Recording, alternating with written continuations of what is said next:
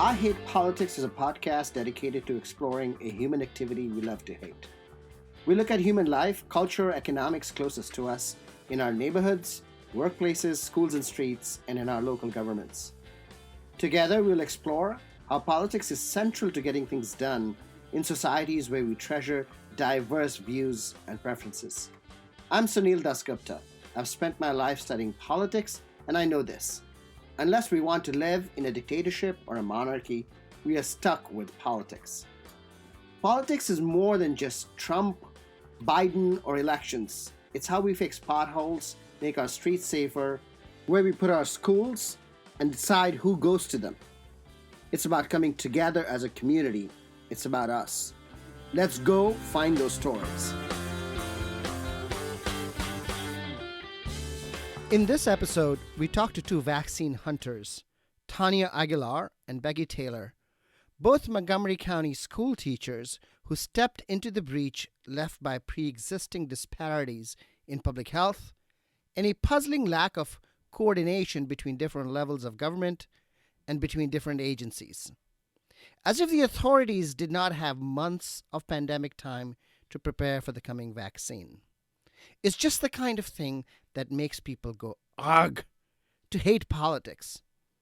The vaccine hunters have filled a need so widespread that they were featured on 60 Minutes within a few weeks of starting their work.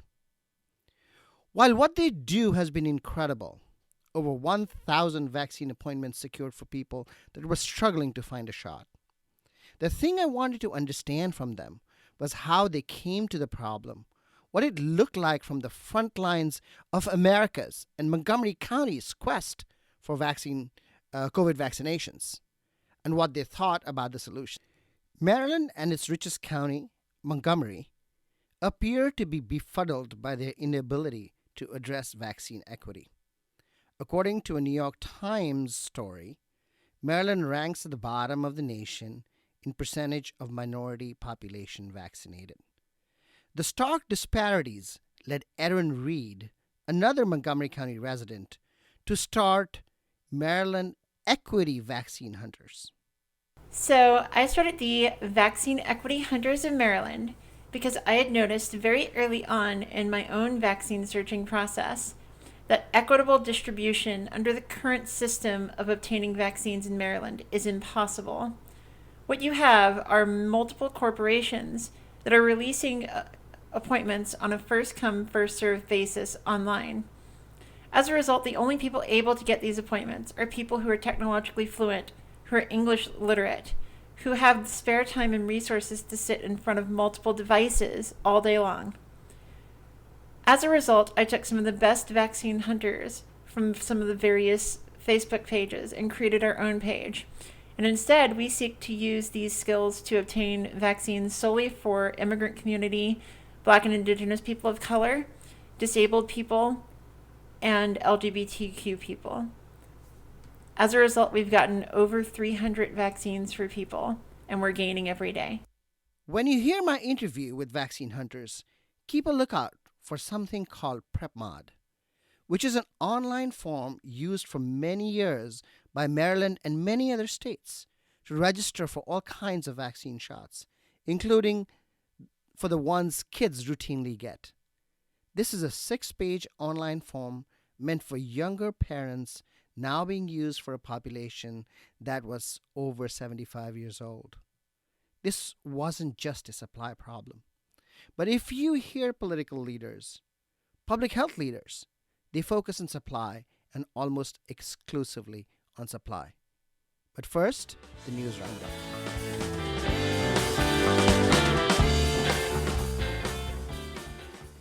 The Congress passed the mammoth $1.9 trillion COVID bill, and President Biden signed it.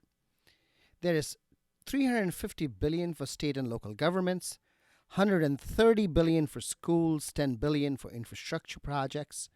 A bigger infrastructure bill is in the works. We criticize trickle-down market economics, but it will be interesting to see how this money arrives in classrooms, in our streets and transit systems, and in our neighborhood. Will it help maintain service levels? Montgomery County is getting over 200 million. Rockville City, 50, and even Poolsville gets 5 million. In the Maryland General Assembly, the House of Delegates passed a bill that would require school districts in the state to report on their composition of energy use and set goals for moving to renewable sources. The bill goes to the Senate. Montgomery County Public Schools is the biggest energy user in the county. The Police Reform and Accountability Bill, however, is being hotly debated. The bill is an omnibus effort by the Democratic majority to bring wide-ranging reform to law enforcement agencies in the state. There are companion bills that seek to remove police officers from schools and allocate the money spent on them to school counselors. We will be bringing an entire episode on school resource officers or police officers that are assigned to schools next week. MCPS announced that Monifa McKnight will serve as the interim superintendent after Jack Smith when he departs in June. Dr. McKnight is currently the deputy superintendent. The MCPS superintendent is one of the most high-profile government and I dare say political appointments in Montgomery County, with visibility that rivals the county executive. In small politics, another case of the ARG. In Montgomery County, the pandemic led many communities to reclaim streets for non-automobile use, particularly in the down county areas of Silver Spring and Bethesda. In South Silver Spring, a section of Newell Street was closed to traffic and became the stomping grounds for toddlers and skateboarders. But one fine day, South Silver Spring resident Paul Meyer found that half the street was covered by a tent. Is the closed off Newell Street used a lot? It was used a lot. It just tiny bit of background. It was a collaboration between MCDOT, the Department of Transportation, Parks, and the County Council to get this space closed off to be used by kids and also adults who can also drink there openly. Oh, thanks to Parks. Yeah, you can drink alcohol. So it got a ton of use. Okay. And what happened? What happened was another government agency, without telling anyone ahead of time, put in a huge heated tent that takes up more than half the space. To what end? Their idea is that people would use it to eat food from restaurants, but people were already doing that. What agency is this? It is the Silver Spring Urban District, which organizes things for the central business district, but mainly the downtown area, not this neighborhood. And what's the consequence of the tent? The consequence of the tent is that no one is using the space anymore because they didn't try to figure out how the space was used. They just did it. Do you have a theory for why this happened? Just think it was multiple government agencies not communicating with each other, even though they are all part of the Montgomery County government. And have you talked to them? I mean, I've registered my concern. So one of the frustrations people have with politics, and sort of that's how we get our name for the podcast, is this coordination problem. The left hand doesn't know what right hand is doing. Absolutely. So where is the solution? I mean, where do you think the solution lies? I think the solution is probably that people keep registering their concern, because if enough people make their voices heard, I have a strong feeling that the tent is eventually going to go away. Paul's concern did register. The tent is going away. In late developing news, the Regional Services Director for Silver Spring, Riamberto Rodriguez, also known as the Mayor of Silver Spring, has said that the tent will come down. This one worked out. I'll be back with Becky Taylor and Tanya Aguilar. Tanya Aguilar, Becky Taylor, welcome to I Hate Politics. Thank you for having us. Thank you very much. Well, first of all, congratulations on appearing in 60 Minutes. You're doing incredible work. The vaccine hunters are in Montgomery County. Can you tell us where and how this all began? Tanya, you want to take it? Sure, I would love to. So Sunil, let me picture this. 5 weeks ago, I was sitting in my car coming out of some organization store getting a planner, and I get a phone call from a wonderful friend, Maisie Lynch, and she proposes something to me and says, "Hey, I know you got your vaccine. I've been seeing you, you putting stuff on your Facebook. What do you think about helping make a couple appointments for some seniors and maybe monitor vaccine site, no big deal." Sure, I would love to. I would welcome that opportunity. And the 7 other women who were going to also be involved, I knew them. We had met, as acquaintances, more, maybe a couple more friends, but the rest like acquaintances, because over the summer with COVID, we started a group called the Kayak Mamas. And so, Wow. yes, we did. And so we would get on the water and socially distance ourselves and get out of the house. And we were having a grand old time. So we bonded over that. A few of the ladies of the 8 also were close friends because for the pandemic, they were making masks. And so the 3 of them were mask makers. And so they knew each other from that. And so we all kind of knew each other little bits, and, some of us overlapped, some of us didn't. But we're all go-getters. We're all educators from Montgomery County. We're all go-getters. That was the unifying force. And so, I said, sure, why not? Well, close to 5 weeks later, and 1,000 appointments later, 1,000 plus appointments later, we are the vaccine hunters, Las Casa Vacunas, really focusing on securing, helping, advocating for the underserved, the underrepresented people of Montgomery County who are seeking out vaccines. And that includes our 75 plus population, our seniors who are at most vulnerable, and definitely our Black and Brown community that we have taken as a serious priority in our mission. Well, that's great, incredible. From kayak mamas and mask makers to vaccine hunters. Can I ask, what do you teach, Tanya and Becky? Well, I'm a Spanish teacher at Sherwood High School. Becky, what do you teach? I teach social studies at Sherwood High School. So Tanya and I are colleagues there at the high school. That's interesting. So is all 7 of you from Sherwood High School? There are 4 of us that are at Sherwood High School, and then the other 4 are teachers at a variety of other schools in Montgomery County, but we are all Montgomery County Public Schools teachers. And Sunil, 3 of us on the vaccine hunters are Spanish teachers, and 1 of us is a state certified translator. So we definitely represent our Spanish speaking community in a very strong way. Well, and since you brought this up, let me ask you directly about that. So there is an equity problem in the way that we are vaccinating in Maryland, in Montgomery County. What are you seeing? Where are we falling behind? In our experience and what we have seen, we're coming across the public health crisis that existed prior to the COVID crisis. Correct. And that is just coming together in a perfect storm that is what we see right now.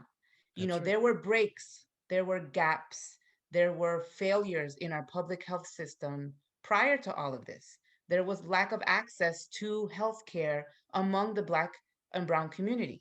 Now we're taking that crisis and we are placing it on to what is the COVID vaccine rollout. And so that crisis that we're seeing is lack of accessibility to the basic, online forms. There's lack of technology. There's a digital divide.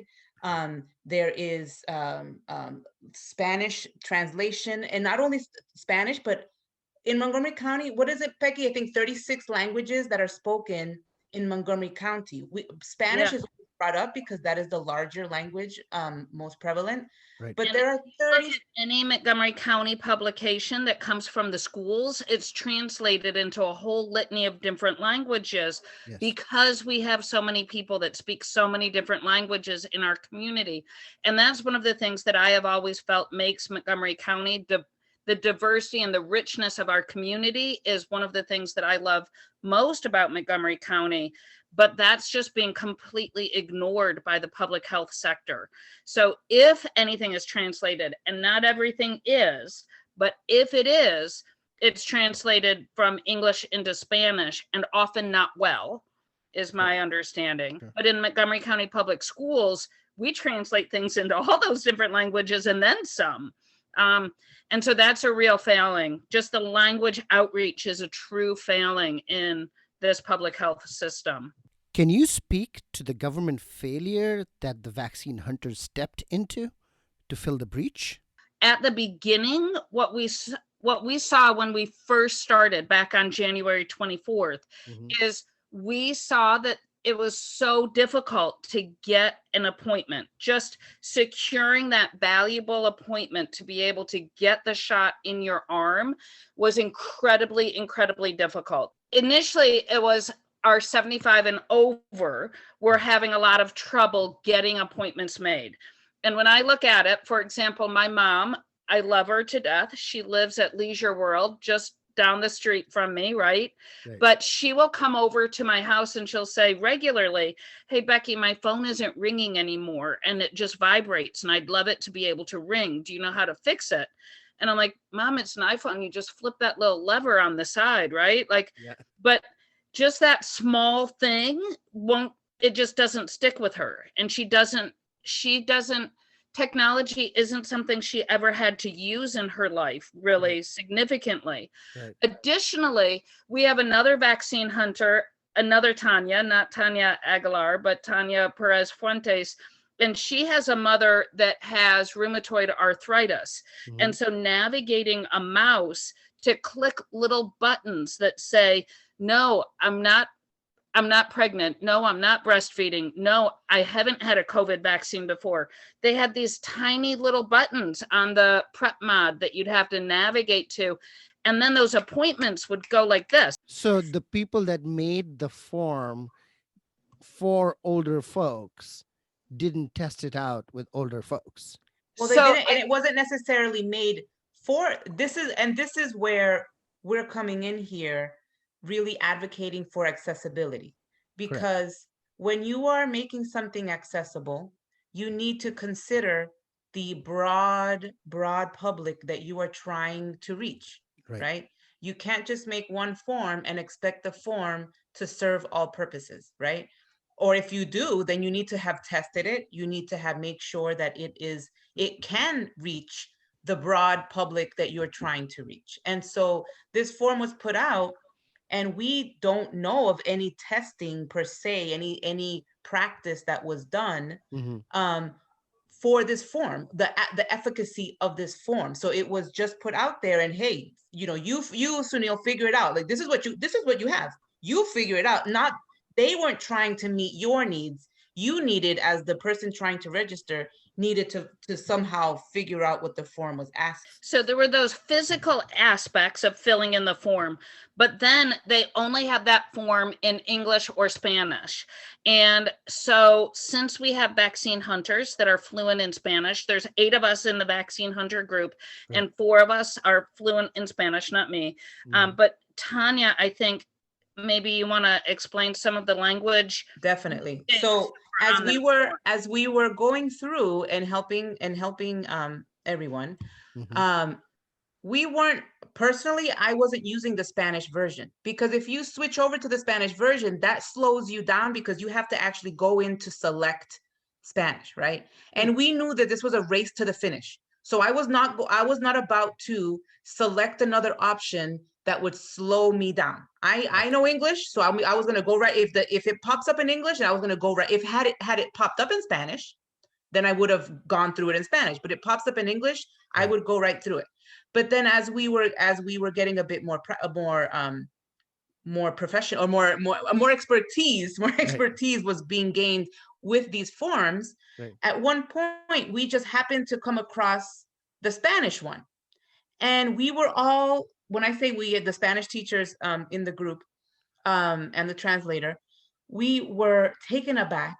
We were floored. We were horrified. I can just add more and more adjectives. Sure. at what the translation looked like, Sunil. Oh, This no. translation looked like a Spanish 2 project gone wrong, like a 7th grade middle schooler trying to do the best they can, because they are trying to do the best they can, but you know, you're going to find errors. As a teacher, you find errors. So for example, the word for back, like to go return, to go back one page, in English it's back. In Spanish, you have well, you have a couple options. You can Sure. go back, like, you know, go back to the beginning, Mhm. or your physical back of your body. Well, Prepmod chose to use the physical back part, the body part of a human being as return. Okay. So here's the question, right? It's not as if they didn't have almost a year to prep for this. Sunil, And preach it. so Prepmod is the form that the state of Maryland developed and that all the counties were supposed to use, right? I That's think is that it's correct? used in a bunch of different states, though. It's in 20 different states, Yeah. Prepmod. Well, So Sunil, it's I want not to just a add, Maryland form. It's no, and I not want to just add, Maryland. it's not just a Maryland form, and it wasn't just used for the COVID vaccine. Prepmod has been used by our county, by neighboring counties and other states for vaccine in general. So when you want to register your children for their vaccines before school begins, etc., if you need other types of vaccines They through the use it for public, flu vaccines. yeah, They use it to register if you want to get a flu vaccine for the state. So now they've taken this thing that was used just in a small amount. It was never really intended to be used in this large scale that we're now using it in to try to get all of 20 different states registered, right? So millions of people now are trying to log on to this system that was not created for this purpose. right. Right. And so, there are multiple failures in vaccination. So, right from the President Trump, and the failure to recognize the problem once the vaccines became available, the lack of planning effort at the federal level. Got it. Yep. Then the state had some failures, and of course the county has Yep. failures, right? So and everybody essentially is playing hot potato with this, right? No, it's the feds, no, it's the state, no, it's the county. And where, from your vantage point, where could we have fixed the problem, or at least where does some of this responsibility lie? So we started talking from the beginning that a lot of times when we were going into these meetings and talking with the Department of Health and Human Services and people on county council and other leaders, people in Annapolis as well. And as we were talking to people, we would get off and we'd always have a debrief meeting, right? We'd have these meetings and we'd talk beforehand. This is what we want to focus on. We'd have our meeting. And then we'd have a debrief as a group afterwards. Right. And we often said that what it felt as if people were saying is, hey, you're right, there's all these problems. But they always wanted to use the supply chain as their excuse, right? And that a lot of people seemed to just want to be like, let's just pass the buck down the line until we have more vaccine, because then people won't care about all these other problems again. Right. And we'll just be able to get the vaccine to everyone through Walgreens and CVS and all these other locations. Right. And then we can hide all these public health problems that have always been there. Let's forget, we don't need to fix all that. Why fix it, Sunil?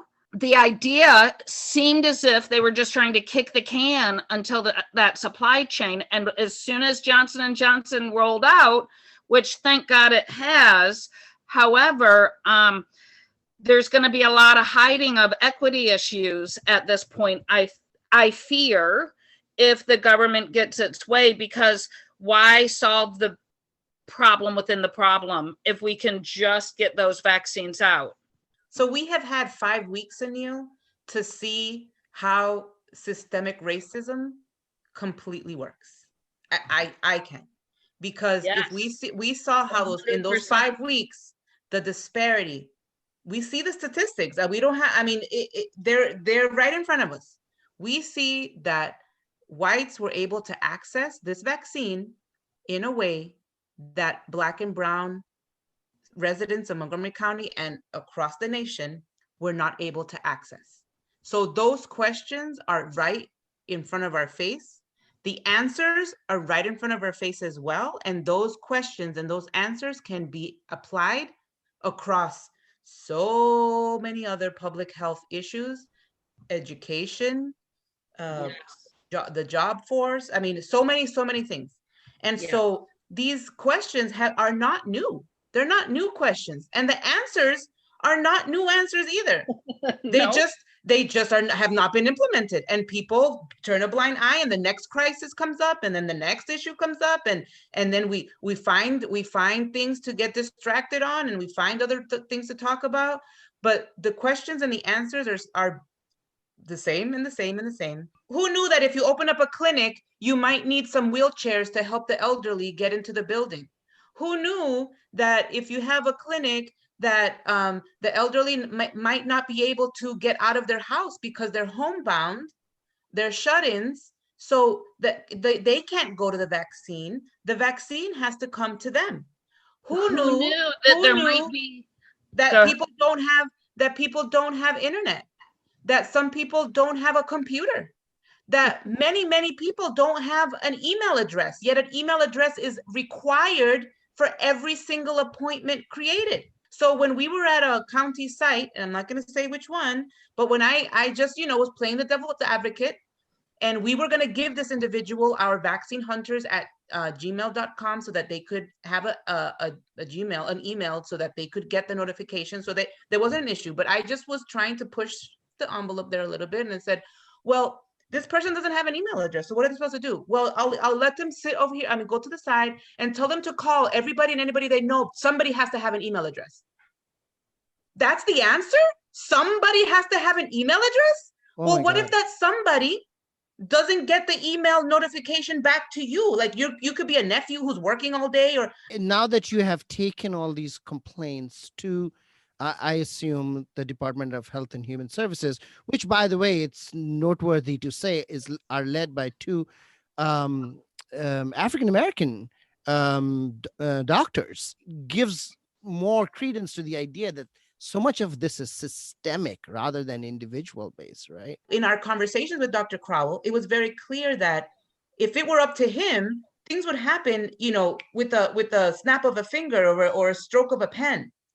But when you're working in politics, and the title of your podcast is I Hate Politics, but when you're working with politics, the amount of bold red, fire red tape that you have to get through is incredible. We would sit in meetings, and it was a meeting to set up another meeting that would then set up another meeting that then would go into committee that would set up another meeting. Can I just add on to that a little bit? Like, I felt as if when we had meetings with Dr. Crowell, there were times that we would be talking with him, and he had a litany of other people on the call with us that were part of his staff, and he'd want them to hear what we had to say to be able to respond and be able to take notes on what we were saying. Right. And sometimes they would try to cut us off. There were a few times they would be like, no, we want to tell you why you're wrong about that. And they wanted to try to tell us that what our experiences we'd had were inaccurate. Dr. Crowell, to his, as a sign of his leadership, he would often say, no, you need to let them speak. And I could tell sometimes, and he would indicate sometimes, that he was trying to say some of the same things that we were. But sometimes I got the sense sometimes his staff needed to hear it from a different voice, that maybe these are systemic problems, and maybe it's not just him that is saying it's a problem. Maybe other people are too. And when we've reached out to other politicians, they have said, yeah, we need you to keep saying these things because we've been saying it for years and you're coming in with some fresh breath. Just having more vaccines is not going to solve it. Like, it'll hide it for a while, but it's not going to solve these problems. So you look at these mass vac sites, right? We're a big proponent of a mass vac site in Montgomery County. We have the densest population. We have, like I said, 36 languages. 4 of our cities in Montgomery County are the most diverse in our nation. And so we have seen in the statistics that with these mass vac sites in Baltimore County, multiple ones in Baltimore County, in the Bowie area, where you have large presence of people of color. What's the percentage of their own people of color, our own people of color getting vaccinated? Is dismal. Why? Because it's the system. The system is not fair. It's not equitable. Okay, so what are the immediate changes you're seeking? We had a client of ours that had an unfortunate situation that it was clear that from our perspective, it appeared as if she was not getting a vaccine because of being undocumented. County is not included? County as well. Yeah. Okay. Let's say our local, state, and federal and national Anybody officials. and everybody that will listen to us. Anybody that will listen and has the power to do something. And you know what? And let's say our business partners as well, because our business partners, the CVS, the Giants, the Rite Aids, the Walgreens, they're also administering these vaccines. You're a citizen or a resident, and a virus does not know who it's going to. When this happened, we have come up with a few things that we have seen that we really want to make sure that we are trying to advocate for. There's 3 things that we're asking for equitable action. The first one is there needs to be clear on-site signage that says no ID requirement, no insurance requirement, and no proof of citizenship. It needs to be available in multiple languages. If there's clear signage that is a requirement, just like we have it for our places of employment, where you have to post what is the minimum wage and what are the OSHA laws and stuff, like, all that. And they can point to it in their language and say, I'm sorry, I'm not leaving. It says right here that you cannot require citizenship. You cannot require my insurance. And then our second ask is that there should be an equity hotline. And that equity hotline, and this is what we're saying specifically, create an equity multilingual hotline specifically for those being denied vaccines. The hotline number should be on all of the on-site signage. It would provide access to responders that are multilingual and be able to de-escalate a situation. And so the idea then is if you go in and you're being told, no, you need to have an ID, you can point to the sign. If that doesn't work, because we all know that with systemic racism, there are times when people are like, we're not going to listen to you because you're speaking Spanish and I don't speak Spanish, so I don't need to listen to you. Or you're speaking another language and we're going to diminish you as a person for that. If somebody's able to pick up a phone, dial a number that's right there on the wall, dial a number, get somebody that speaks their same language that can then tell that pharmacy, you need to provide this life-saving vaccine to everybody, right? Like, and if somebody if there's some specific pharmacist or some specific location that is getting too many calls, then we know that this person or this agency, this business or whomever is not following the law. Finally, our third thing is these websites of the clinics, they need to be clear. They need to be accessible. The information that is on these sites, it needs to be standardized. It needs to be something that can be easily read, easily understood. If group 1A, 1B, and 1C are open, and we know that underneath 1A is health workers, under B there's teachers, under C is 65 plus. Why is it that when I go to CVS's site, their list of who's eligible for 1C, sometimes, it says, this person is, etc. Well, what's the etc.? And then the other site has it more like there's a lot more bullets, and another site just gives like a very basic name for something. So the problems you bring up and the asks you have center around a problem of coordination between levels of government, between the agencies of government. I have been flummoxed by why the hospitals in Montgomery County that got state allocations did not remain within the county's priorities. I mean, was there no relationship there in place? what was the reason why the hospitals chose to go a different way than the county priorities? Do you have any insight into that? There was this idea, oh, we'll have the vaccine and everything will be fine.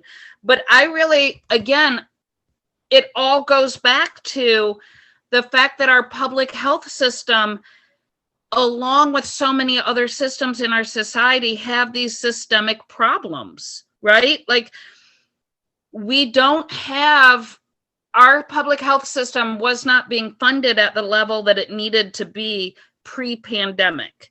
Our pandemic, programs that President Obama had put into place had been dismantled during the Trump administration, right?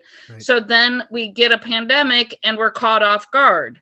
Then we start having this warp speed to get the vaccine, but there's no real talk about, well, now how will we get that vaccine into arms? Like, the breakdown in our government is something that, has always been an issue, but, my personal opinion is it was exaggerated and became a bigger issue in these last 4 years. Additionally, if you look at the news over these last 4 years, the last administration did not care about the Black and brown communities at the level that they should have. Sure. And I mean, the question is, do we do it now?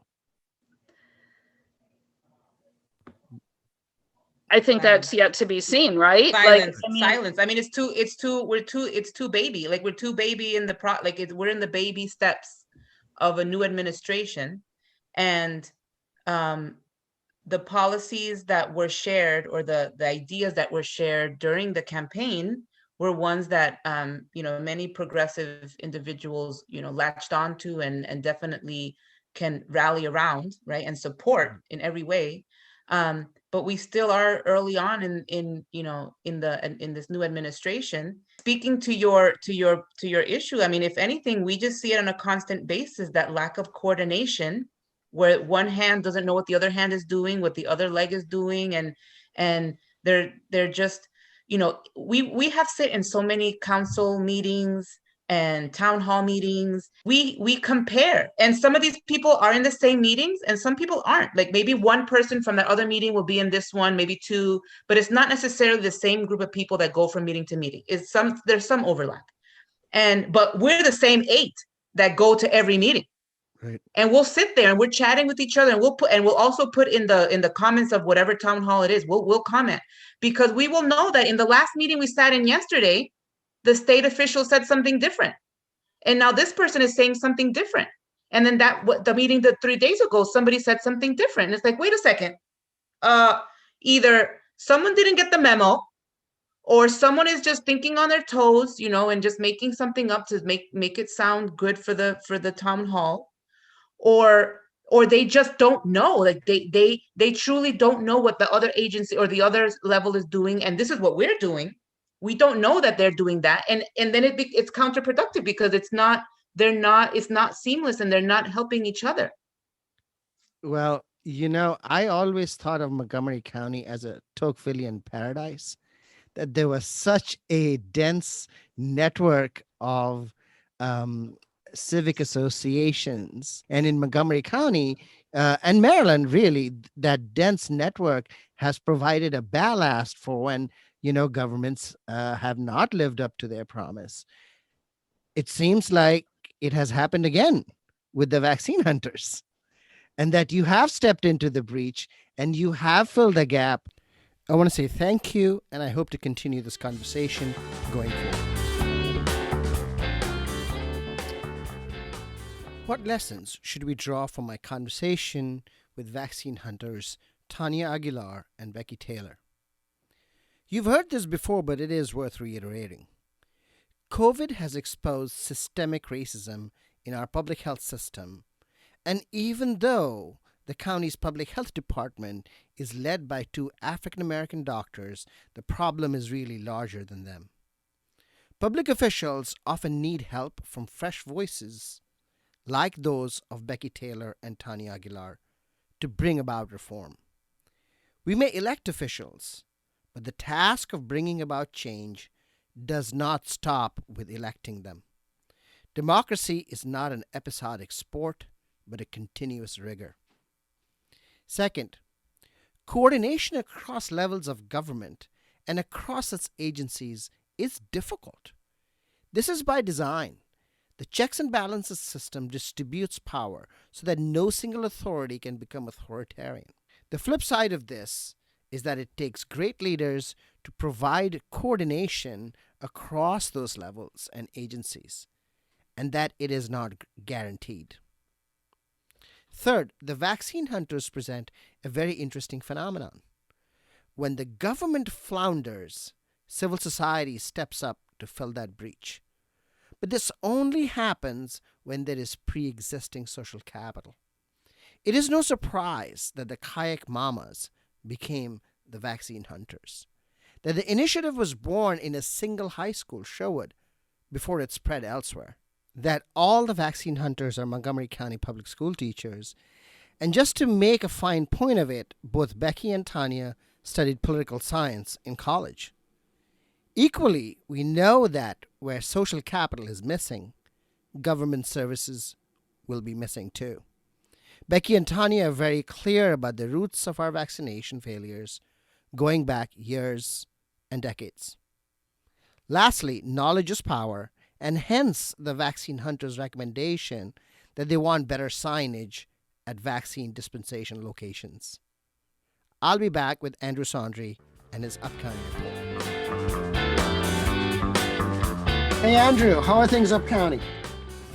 Hey Sunil, great, thanks for asking.